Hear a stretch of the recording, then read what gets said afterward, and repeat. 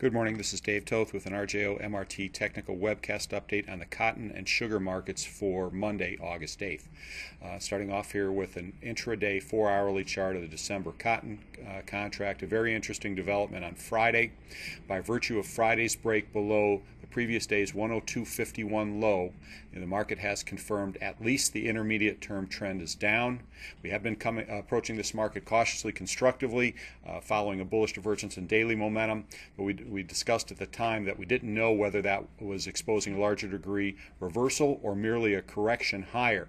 And by virtue of Friday's sell-off, the market has rendered, we believe, the recent recovery attempt from the 93.20 low from July 26th up to the 108.62 high from last week is a three-wave and thus corrective sequence that's re-exposing the broader downtrend over the past few months. And as a direct result of Friday's and overnight's weakness, we believe the market has defined Friday's 105.41 high as the latest and tightest corrective high and risk parameter for shorter-term traders with tighter risk profiles, and certainly last week's high at 108.62 is now a pivotal risk parameter from which to rebase a bearish policy. You can see the prospect here within the context of this year's broader reversal lower. The prospect that the recent late July, early August recovery attempt that stopped at the 38 within a few ticks of the 38.2% retrace of the 140.90 to the 93.20 decline. The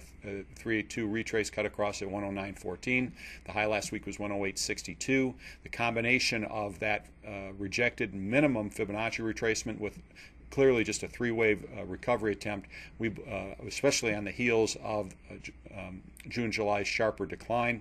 We think that confirms last week's high at 108.62 as a corrective sequence within this broader downtrend that now cites new lows below the 93.20 low from June. These issues considered, traders are advised to move back from a cautiously constructive policy to a bearish one with strength above 105.41. And preferably 108.62 required to defer or threaten this new bearish count. Moving to a daily log scale chart of the sugar contract, and on the heels of a confirmed bearish divergence in momentum last week from the 76.4% retrace of February-May's decline, we believe that overnight's continuation of the past couple of weeks sell-off reinforces a much larger degree peak and reversal threat that we believe exposes further and possibly accelerated, even relentless losses straight away. Looking here at a 4-hourly chart, you can see overnight's continuation of this decline that defines the 28.08 high from Thursday. It's as its latest corrective high and tightest risk parameter that, if the market recovers above, will confirm a bullish divergence in short-term momentum and define whatever low is left in the wake of that divergence as the end of a nice impulsive five-way sequence down. Thus far, however, you can see the market sustaining new lows below former support, new resistance from the 26.99 area that's consistent with this developing downtrend that we think, again, exposes further and possibly accelerated losses straight away. With strength above 28.08, your risk parameter, the market's required to recover above to defer or threaten that view. Interestingly, on a weekly perspective, log scale perspective shown here, and as a terrific reinforcement to a major peak and reversal threat, you can see both measures of market sentiment that we watch very closely coming off historically high levels. Indeed, a few weeks ago, the 81% level in the bullish consensus was the highest since that accompanied the February peak from 36.08 before that plunged down to 20.40.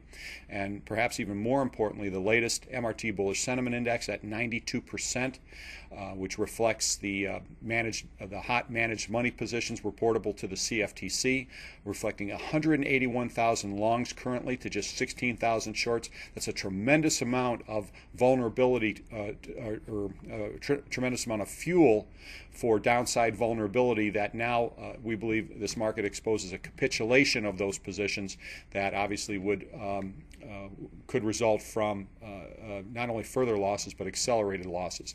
All these factors, the bearish divergence in momentum, the developing impulsive behavior over the past couple of weeks, and still extraordinarily high bullish sentiment, all contribute to, I think, a textbook peak and reversal threat ahead of further and possibly accelerated losses. These issues considered, traders remain advised to maintain a bearish policy, and can even look at this 27 handle area, 27 the figure area, as another favorable risk-reward condition from which to initiate or add to bearish exposure, with tight protective buy stops just above that 28.08 corrective high from Thursday.